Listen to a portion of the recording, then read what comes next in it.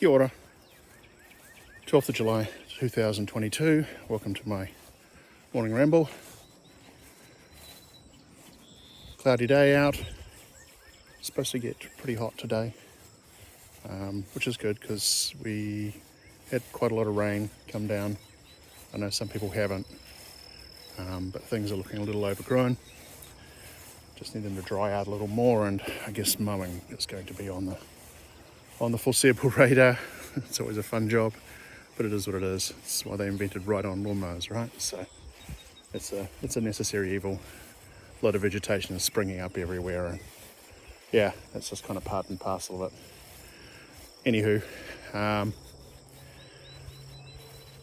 during the hot temperatures and thunderstorms and stuff, it's been a bit difficult to get out to do stuff, so I'm looking forward to getting back into that and getting the rest of the fencing finished out. That's one task down. Then we've got some disassembly and some other things that need to happen, some of the barns and stuff. So yeah, lots of chores to do, but the weather's not really been super conducive, so or alternatively work has gotten in the way, so excuses. Anywho, music is what I want to ramble about this morning. Probably triggered by a question a friend asked yesterday about what kind of music I like, and it got me thinking, what kind of music do I like? Well, I like a lot of music. Music has always been an important part of me. Like a lot of people, I'd be hesitant to say most people, but I'd certainly say a lot of people. Music's a very intrinsically human thing. But those that know me know that I'm a huge fan of the 80s for some unknown reason.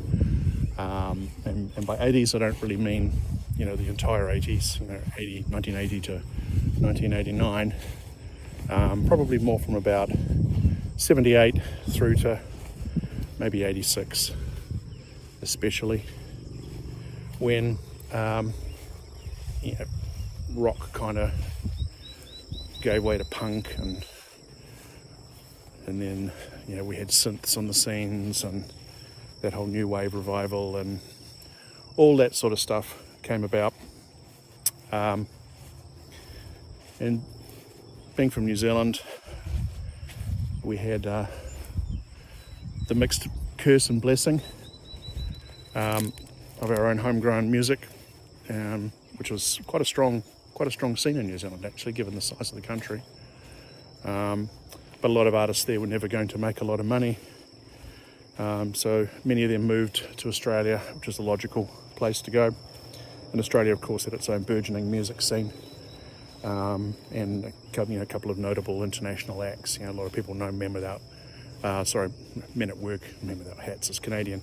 Men at Work, with a Vegemite sandwich and all that kind of stuff. So there was a lot of cultural stuff that was kind of getting poked through, and I think certainly a lot of the music was kind of raw and edgy and new sounds and all that kind of stuff. So yeah, my mother was like country music, so got indoctrinated for that. My dad had a lot of other stuff as well. I was going to say light opera is probably not right, but Swan and Flanders and a totally different kind of genre. So yeah, I guess I grew up with a lot of music in the house and grew up listening to a lot of music, and did the good old stuff of recording the music off the radio on a cassette deck to make my own mixtapes, and all that kind of childhood stuff which you don't do these days because everything's spoon-fed to you and you have all the tools at your disposal on devices such as this phone I'm holding. So duh. streaming services everywhere, and it's all easy. But back then you kind of had to work for your music. So it's probably no great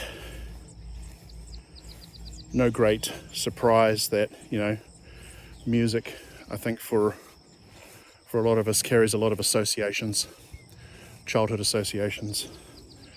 Some good, some bad. We tend to remember, I think, generationally, or at least phases of our life, through the types of music, maybe some of the media that we're exposed to, television programs. And I guess that kind of comes about with, you're a child of the 80s, 90s, 2000s, whatever. So music. So what do I like these days? Well, again, I like a lot of different types of music. I'm not a huge fan of jazz. I'll listen to it, but it's not something I go out of my way to seek. Again, those that know me know that Muse, British band Muse, is my number one favourite band. And they have a variety of musical styles in their material, plus they're hellaciously entertaining live, so plug for them. But on my normal kind of playlists, I'll listen to a lot of 80s. I listen to Talk, British band, a lot. That's always on my rotation. I'm a huge Gary Newman fan, so he's always on my rotation. I like that kind of new wave synth, and I like his new stuff, which is completely different from his original material, but he's still very distinctive. I like new bands that kind of come across from time to time, usually through YouTube recommends. I'm not sure what's with their algorithm, but there's usually some good surprises. So I'm into kind of, I don't know what to call them, bands like the Viagra Boys, which are coming through, which have a good sense of humour, and they're just highly entertaining and in your face. So I get, I'll listen to punk, I listen to rock. I used to listen to more, metal, heavy metal than I used to. I don't listen to as much heavy metal as I used to. Doesn't mean I don't like it. I think you just have to, well, for me anyway, have to be in a certain place to listen to certain types of music. And more often than not these days, I'm working on something, so I want something that I can actually just switch off and not actually have to work to really seriously enjoy, which for me at least is what I a lot of metal and rock kind of falls into that category.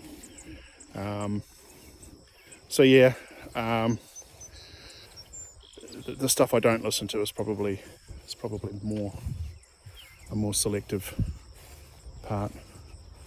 So I don't know what I wanted to say with this ramble. This isn't more about me, I guess, than anything else today. But I mean, music is highly personal to people. Is it personal to you? Do you find that you listen to a lot of the same bands or musical tracks again, over and over? Are there associations that you make with those? I have some with certain songs that I just can't listen to because they were songs that Dominic and I used to listen to in the car, and I just can't do it because they're trigger songs. So they trigger memories, and they're not unhappy memories, which is irony. And they're good songs, but they're just painful now. So the association with those is just so incredibly strong that you can't get past it. and I guess that probably has some benefits. I don't go out of my way to do it, but if I do hear it and it triggers, and it it's an outlet. So music has an intense impact, I think, on our lives. So anyway, just trying to keep these shorter. Music just is I don't think I could exist without music, period. It's just something that I have to have, and it's not like a drug. Well, maybe it is. It's a mental drug. It's stimulus, and it just evokes responses. And I think if it's important to you, thought of the day, in the absence of any music playing, if you're a music lover, do you find yourself humming or whistling your own songs? Filling in the blanks. I think that might be a sign that you're a true music lover. When there's no music around, the radio's not on, or you don't have streaming running, think about that next time you find yourself humming a tune or whistling to yourself if you're that way inclined, which is me. Or even running a song through your head and finding that you're actually, you've been watching Stranger Things and Kate Bush is running up that hill, Deal With God, has hit the front of your forehead, and now you cannot get it out. And congratulations, you've earwormed yourself, or been thoroughly earwormed. Anyway, that's my thing for today. I hope you all have a great day, and we'll ramble again tomorrow. We're getting closer to getting started on some projects. We're getting some projects underway for the homestead. It's frustrating because we're still a few months off, but time is ticking pretty quick. So there's some stuff that we'll be ordering in as soon as we can afford to, and I guess I'll be videoing some of that, and showing you what we're doing as we do some pre-assembly and initial testing before we kind of move into the new digs, which is the old digs, but just anyway, into the temporary digs. So anyway, all very exciting. Take care. Kia ora. Bye.